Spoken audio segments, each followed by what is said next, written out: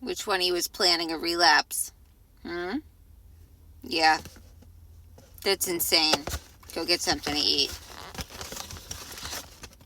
It's actually fucking nuts. What other illness do you hear? Yeah, I'm gonna plan my relapse. I'm gonna dive right back into that motherfucker.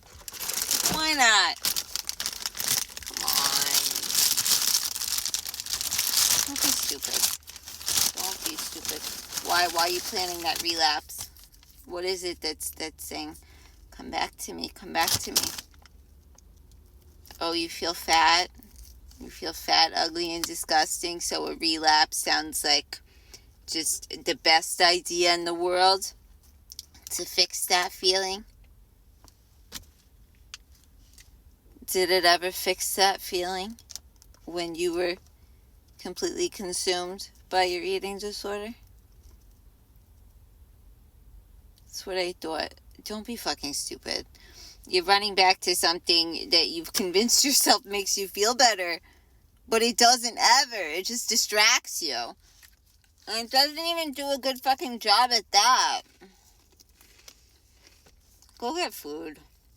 It's like, it really is so stupid. I can talk till I'm blue in the face about this, but so many of you, especially people that have eating disorders, you intellectualize everything. So you know damn well what you're doing. But you're going to do it anyway. Because it's a distraction. Distraction from the things you actually need to think about and you actually need to heal from.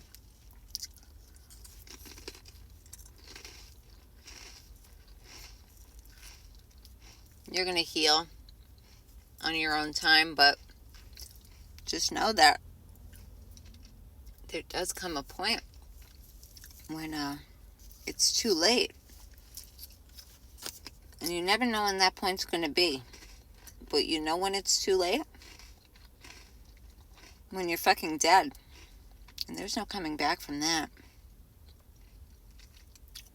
Could happen at any time when you're fucking with an eating disorder.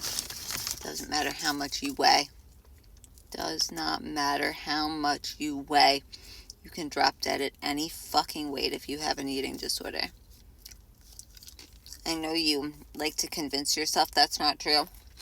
And that if you're not skeletal, then there's no way you're going to die. I can assure you, you can absolutely die at any weight because of your eating disorder. I don't even care if you just had labs done and they looked okay. They look normal even. You could still drop dead tomorrow if you're engaging in eating disorder behaviors. It doesn't matter that your labs are normal. That's how eating disorders work. That's why they claim so many fucking lives every single year.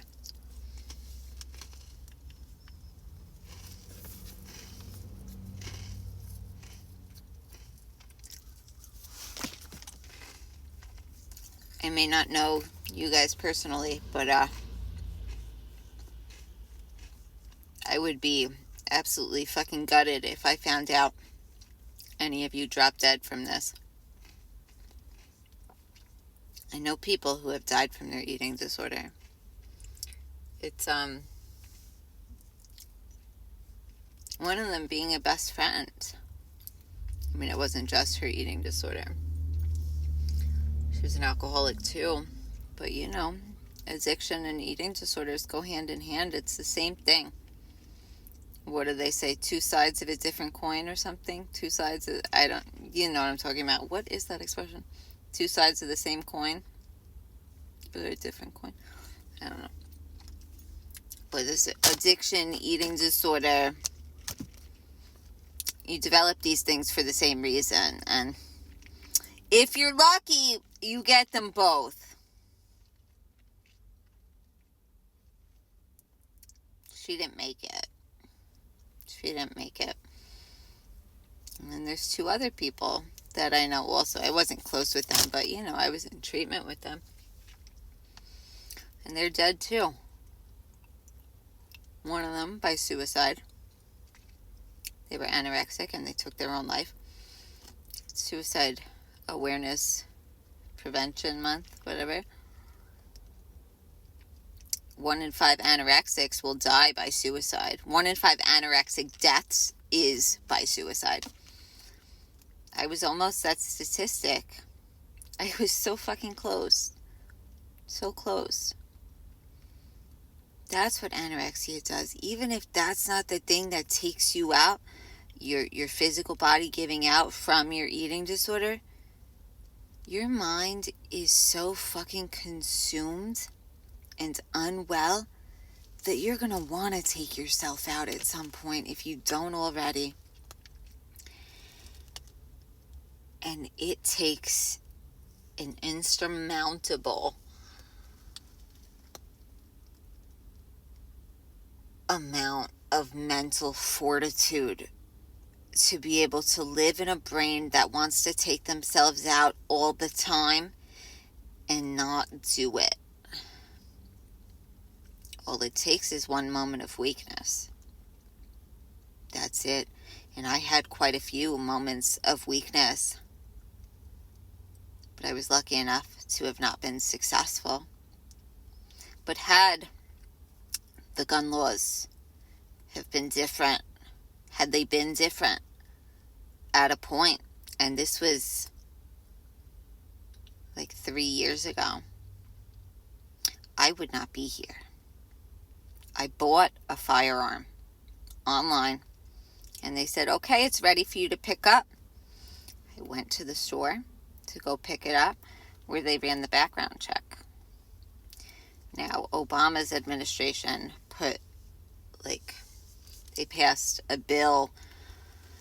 I don't remember the specifics of it now, but it was something about running like an extra layer for mental health. And if you were ever involuntarily hospitalized in a psych unit, then you cannot obtain a firearm.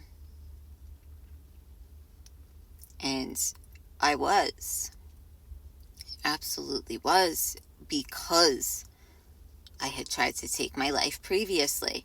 And I went there. No, I went there because I OD'd. Even if you go, though, to the hospital saying, like, I'm afraid I'm going to hurt myself or whatever, even if you go there saying you want to be there, it turns into involuntary. The state takes over. You are technically a ward of the state, which is why people like get desperate and they're like, I'm gonna go on they call it a grippy sock vacation, which is so far from funny, and it really infuriates me when I hear that, because people make a joke out of it. Psych units are not helpful. They don't do anything besides keep you locked up, and they ensure that you're not gonna off yourself, but that's all they'll do. And they'll shove meds down your throat. So if you're really feeling like you don't want to be here anymore, that is, when I tell you a last resort, it's a last fucking resort. But if you have like active SI and a plan, you do need to be in a place like that. But again, just if you like don't know what else to do, but like it's not active, you don't have a plan, like try and seek other resources. But anyway, I went there. I paid for that firearm. Paid for it, went to pick it up, and luckily, I was hospitalized before that. Had I not been, I would not be sitting here right now, because I would have gotten in my car after them handing me that gun, and I would have put a bullet right in my head.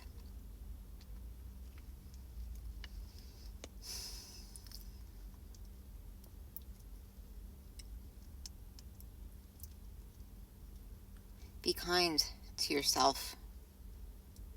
Eat. It's not worth that. It's not worth any of it. For what it does, it's just not fucking worth it. Anyway, I'm out of time. I love you, and I'll see you later.